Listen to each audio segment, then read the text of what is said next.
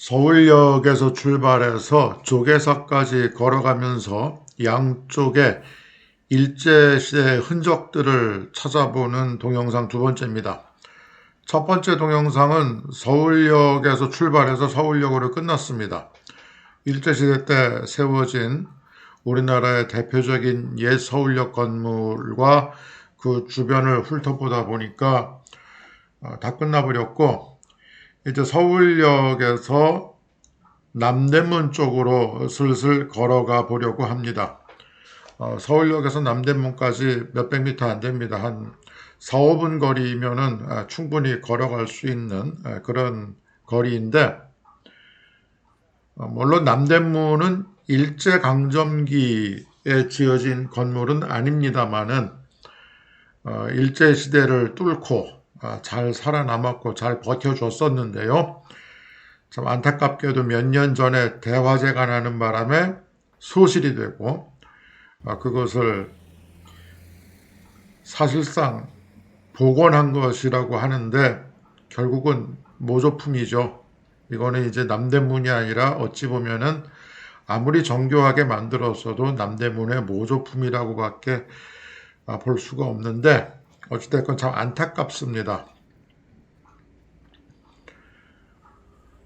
남대문 지금도 이 문을 통과해서 걸어갈 수가 있습니다만은 요즘에는 예전보다는 불이 나기 전보다는 불의의 사고에 대비한 이런저런 장치가 이제 잘 갖춰져 있기는 한 것 같습니다. 어찌됐건 남대문 여기 볼 때마다 좀 안타깝다 하는 느낌이 듭니다. 서울역에서 남대문을 바라보고 있는 거고요. 이제 문을 통과해서 보면은 수문장들이 있습니다. 저분들이 관광자원의 역할도 하면서 살아있는 관광자원의 역할도 하면서 또 불의의 사고에 대비하는 역할도 할 것 같고요. 남대문에서 한국은행 쪽을 바라보면은 요즘 건물 같지 않은 저 2층 건물이 보입니다. 저게 남대문 한옥상가 이렇게 되어 있습니다. 옛날에는 이 남대문로를 중심으로 양쪽으로 저와 비슷한 건물이 쭉 서 있었을 텐데 지금은 한 채만 남아 있고 옛날 건물이라고 하기엔 너무 산뜻하고 깨끗해서 처음에는 최근에 복원해서 다시 지은 거 아닌가 의심했는데 그건 아니고 원래부터 그러니까 일제시대부터 서 있던 건물을 리모델링을 했다고 합니다. 그리고 이 건물은 지금은 이 한옥 카페로 사용이 되고 있습니다. 내부를 보면은 그 일제시대 때 그 창틀이라든가 벽돌 구조 뭐 이런 것들을 볼 수 있어서 근현대 건축을 공부하는 사람에게도 꽤 도움이 되는 그런 곳이고 이제 남대문 시장입니다. 이게 그 유명한 씨앗 호떡집인데 남대문 시장에는 호떡집이 한 대여섯 개 있습니다. 제가 쭉 둘러보니까. 그런데 아무래도 남대문 시장 입구에 있다는 입지 조건 때문에 그런지 아니면 맛이 특별히 다른 것인지 이렇게 많은 사람들이 호떡 사 먹으려고 줄 서 있는 사람들입니다. 이 사람들이.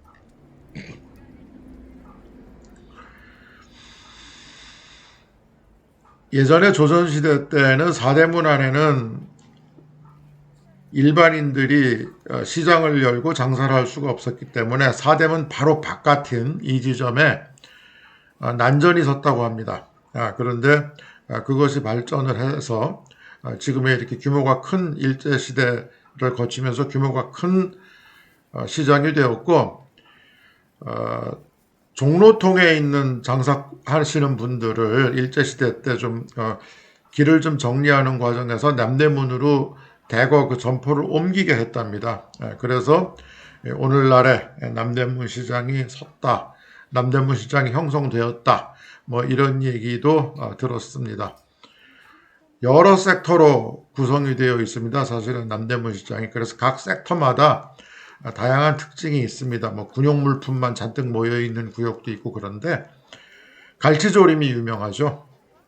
오늘은 뭐 대충만 휘둘러보고 넘어가려고 합니다만은 그렇습니다. 남대문 시장을 대충 돌아서 나왔고 큰 길가에서 우리가 저쪽에서 왔습니다. 그리고 반대쪽으로 저 멀리 위가 찢어진 빌딩, 저게 광화문 우체국 빌딩인데요. 저 광화문 우체국이 아니고 중앙우체국이죠. 예, 중앙우체국인데 중앙우체국에도 볼 것이 있고요. 그 주변에도 둘러볼 것이 좀 있습니다. 천천히 저쪽으로 가겠습니다. 광화문에 광화문 우체국이 있는데 원래 거기가 중앙우체국이었고요. 저것이 지어지면서 원래 중앙우체국은 광화문 우체국으로 이름이 바뀌었고 저 건물이 중앙우체국이 되었습니다.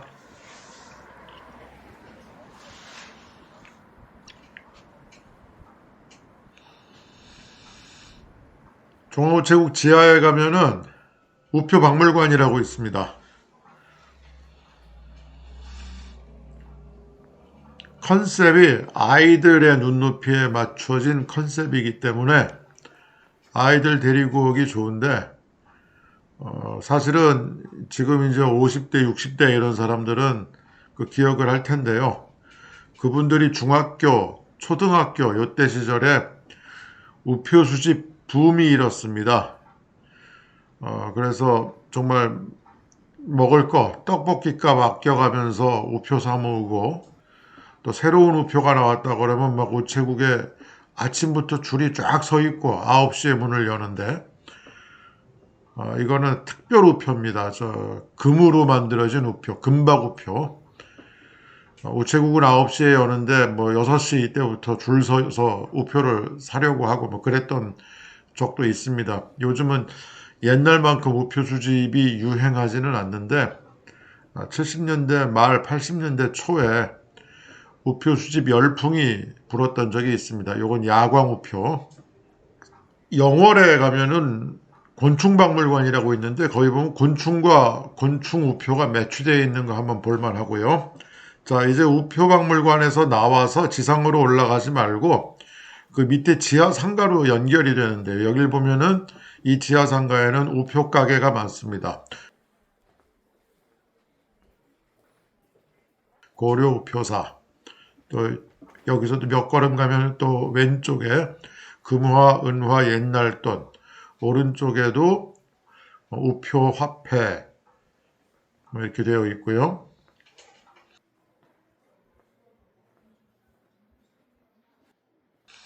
여기도 왼쪽으로 보면은 우표, 외국 우표 테마 자료 뭐 이렇게 되어 있고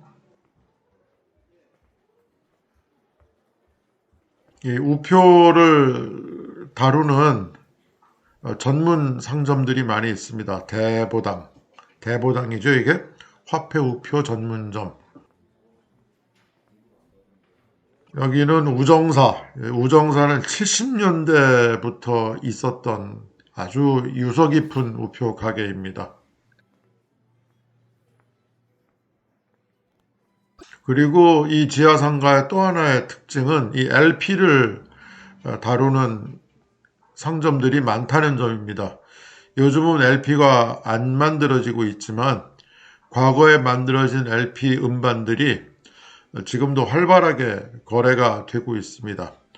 어떤 희귀 음반은 뭐 한 장에 몇백만 원씩 이렇게 거래되는 희귀 음반도 있고 LP 음악에 대한 수요가 꾸준히 있기 때문에 이런 LP 가게들이 많이 있습니다. 저도 LP를 많이 듣기 때문에 이곳을 자주 오는데 LP 음반과 CD의 차이는 저 같은 경우는 CD는 한 두세 시간 들으면 좀 피곤해지는데 LP는 10시간을 틀어놔도 전혀 피곤함을 못 느끼는 것이 미세한 차이이긴 하지만은 자연음에 LP가 더 가깝습니다.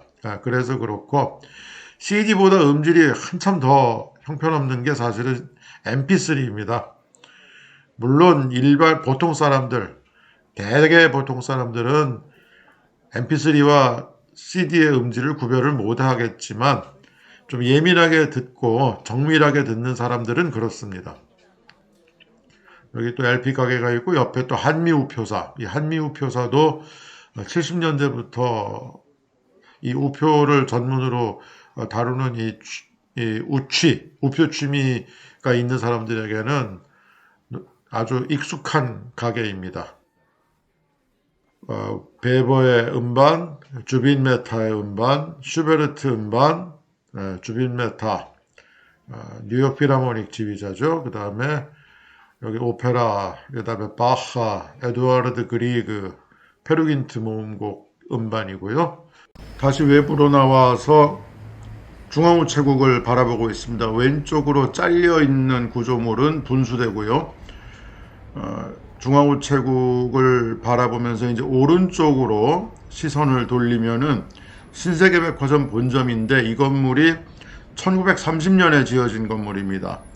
미스코시 백화점 경성점, 이게 나중에 신세계백화점이 되는 거고요. 안에 들어가 보면은 육중한 맛이 있습니다만은 아무래도 옛날 건물이다 보니까 기술의 문제이겠죠. 공간 활용이라는 측면에서는 겉으로 봐서는 꽤 큰 건물인데 내부로 들어가 보면은 겉으로 본 것보다는 좀 좁아 보이는 그런 느낌을 주는데, 안에 들어가서 카메라 들고 왔다 갔다 하면은 분명히 이 보안 요원들이 왜 찍느냐, 어디서 오셨느냐, 뭐 등등 시비를 걸 것 같으니까 넘어가고요. 그 오른쪽에 이 건물은 SC제일은행 본점이었습니다. SC제일은행이 되기 전에 제일은행 본점이었죠.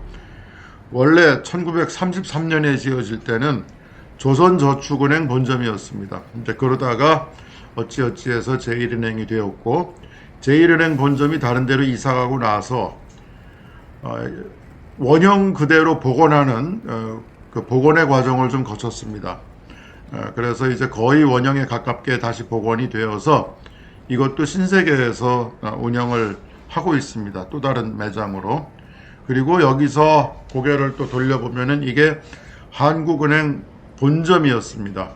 지금은 한국은행 본점이 아닙니다. 저 뒤에 높은 빌딩에 한국은행이라고 적혀 있죠. 저게 본점인데 원래는 이게 본점이었고요.